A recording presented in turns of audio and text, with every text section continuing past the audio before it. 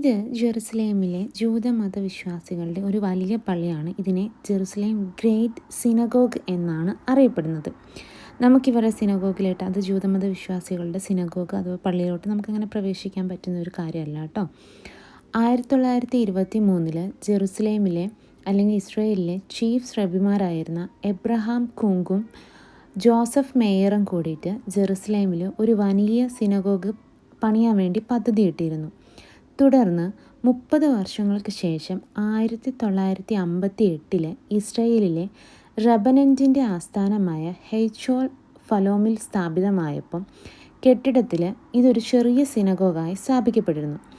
പിന്നീട് ഈ സ്ഥലത്തിൻ്റെ അതായത് നമ്മുടെ ജൂതവിശ്വാസികൾ കൂടുതലായി സിനഗോഗിലോട് വരാൻ തുടങ്ങിയപ്പോൾ സിനഗോഗ് വീണ്ടും പുനർനിർമ്മിക്കാൻ ഇവർ തീരുമാനിച്ചു.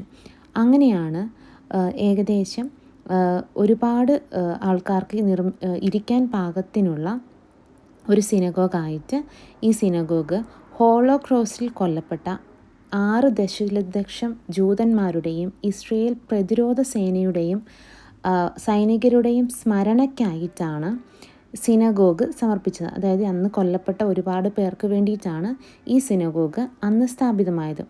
തുടർന്ന് ഈ സിനഗോഗിൻ്റെ ഉദ്ഘാടനം നടന്നത് 1982 ജർമ്മൻ വംശജനായിട്ടുണ്ടായിരുന്ന ആർക്കിടെക്ചറായിരുന്ന അലക്സാണ്ടർ ഫ്രീമാൻ ആയിരുന്നു ഈ കെട്ടിടത്തിന്, അതായത് ഈ സിനഗോഗിൻ്റെ മാതൃക നിർമ്മിച്ചിട്ടുണ്ടായിരുന്നത്.